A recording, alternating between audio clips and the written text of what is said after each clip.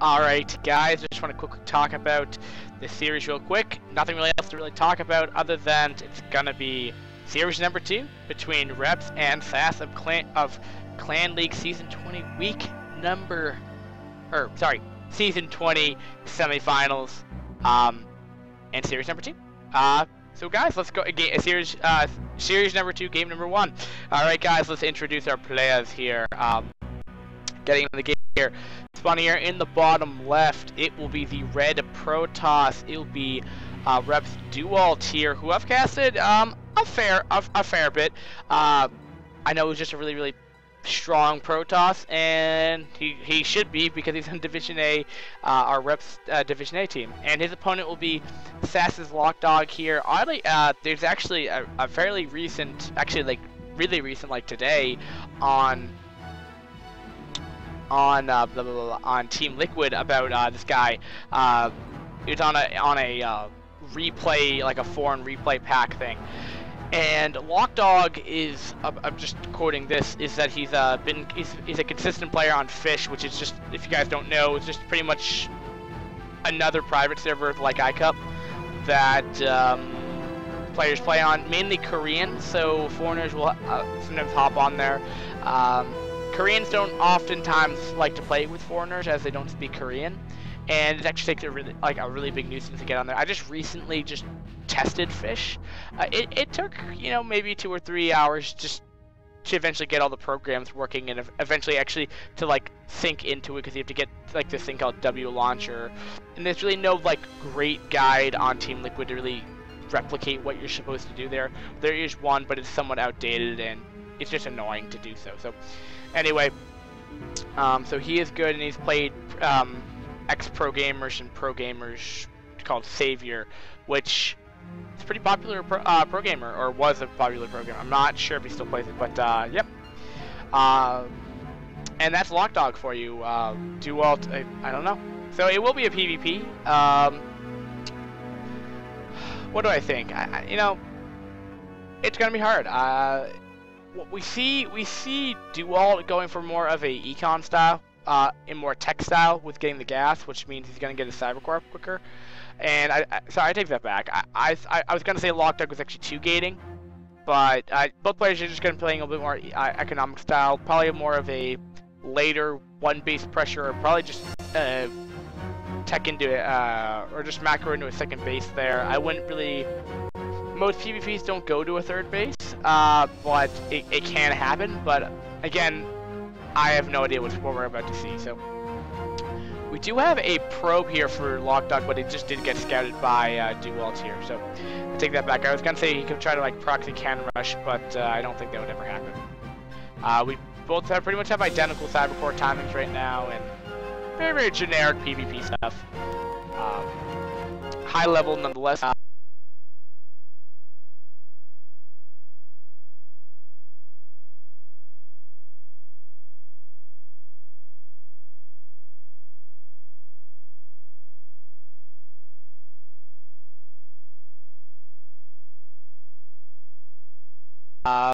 And I feel pretty good about myself. Not to boast or anything, but it's been a hard feat, man. It's been a solid 4 months of consistent casting. I mean, definitely my casting level has definitely increased. You know, co-casters that have definitely popped in and out of this has been absolutely phenomenal. You know, just giving me more in-game insight of the game here. I try to play Brood War, but it's hard. You know, if you're looking to play Brood War, it's going to be a long, steep learning curve, and I can tell you for sure. I mean, I've tried it, and it's more or less why I become a caster. You know, this is probably one of the few ways to actually get good at Brood War. You know, just watch a lot of games, and here what I can do is here I dictate what I see. So, you know, for viewers that are just watching VODs, you know, trying to learn, I mean, that's a great way as well. But nothing's really better than just sitting down and just watching a replay in general. But you know, also Brood War is a very mechanically difficult game to deal with. But I see a very nice scout from Dewalt there, so just did see all the timings right there. You know, again, standard stuff, but does he react in such a way? Yeah, he's gonna be putting out 4 gates right now. I don't really know why. Well, I believe we saw a Robo. No, we just saw no Robo. Is he getting range though? Yeah. His range is slightly more delayed, probably because he's getting the additional gateways here. But it's actually going to be probably near impossible to get any scouting information from LocDog, as he's just not going to be able. He's not going to have an obs out, and even if he texts to obs anyway, he may just not know a 4-gate's coming. It's actually kind of funny. I just realized this 4-gate. It looks like it's gonna hit right when a StarCraft 2 4-gate's actually gonna hit. You know, very, very different in the way you execute them, but still. Yeah, he's tech to Robo, which LocDog may just lose just straight up from a just a hard counted build order. I mean, and I you know, again, this is not gonna just strictly dictating from the build order. We saw pretty much, what's this guy's name again? I'm sorry. Dewalt pretty much just, I mean, LocDog hasn't gotten the scouting information to determine it's the 4-gate coming out. And soon this should verify, and what's he going to do? Is he going to put down cannons? I think that's the only option he has. But we don't see a Forge going down. Is he going to put down a Nexus? Oh my god, is he actually going to put, oh my... No, what are you doing? What are you doing? Oh my god, he's gonna put down a Nexus. Does he have enough to hold this? I don't think so, guys. Let's just check out these tabs real quick before this engagement happens, if I can. That's Deafy, I don't care about Deafy. Alright, Dewalt has 2 Zealots, 9 Dragoons compared to 7 Dragoons and 1 Zealot. So actually, yeah, it is going in Dewalt's favor here, and don't forget, guys, that number's only going to go in Dewalt's favor here. It's going to really have to come down to the micro both players right here, but it looks like already it's going into Dewalt's favor right here. And you're even seeing a LocDog not even micros Dragoons around. I think he realizes it's just game right here. Well, surprisingly, actually, he's not doing terrible. But remember, these Dragoons have at least lost all their shields right here. A Reaver is coming out, though. Will it be enough to defend? I don't think so, because it's going to get instant sniped off here. He's going to have to pull off probes here. This may be enough to hold it off.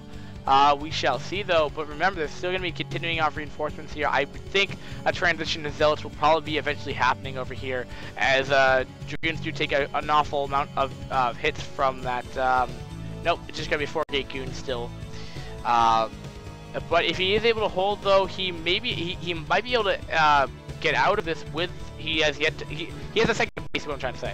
But like I said, this Reaver's just gonna get instant killed off right there, and I think this is gonna be game. There's not enough probes to really kill this off, really. The micro from Dewalt's just getting too good. He's positioning his Dragoons in such a way that's been really, really good. And the other thing, though, is I don't think LocDog wants to commit to all of his probes. And there's the GG. I don't know why Deafy GG'd, but that's okay. Anyway, great game anyway. So what do we change here? So LocDog lost game 1.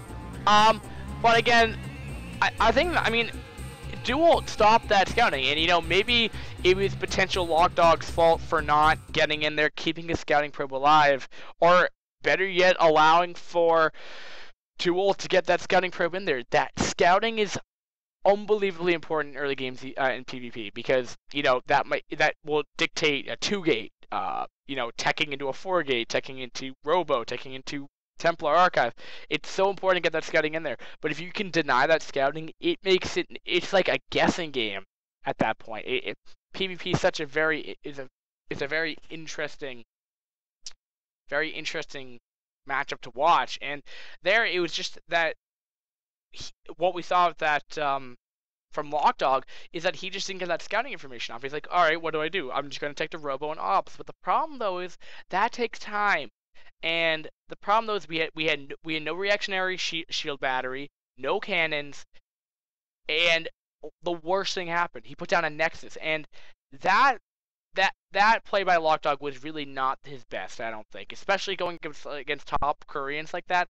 That's not his best play. That you would just straight up lose on the Korean server because of that. But anyway, a little bit disappointing from play from LocDog, but it's okay. It happens. We'll see if he can redeem himself in game number 2 and maybe make an ace match happen, guys. Guys, thanks for watching. This is iCup TV. Be sure to like, subscribe, comment. More or less just comment, because I like those comments. But anyway, I like to interact with you guys. Interact with me all you want. And, yep, so make sure you like button, subscribe if you like these videos. If you don't, I don't know what to help you. I'm trying my best to make this as professional as possible. Getting myself in the video, I'm interacting with you in the camera, and I get the best overlay I can. I got the best overlay in my opinion, in the whole Brood War community. Even maybe StarCraft 2, because it is a pretty badass overlay. The only thing is StarCraft 2 has is that little name palette, like right up where my finger would be. Yep, right there. But otherwise, not a big deal, guys. Thanks for watching again. Really helps me out, even though I don't get paid, but helps me out anyway. Just gives me a pat on the back for all my hard work and casting. Guys, thanks for watching again. Peace. Go on to the next.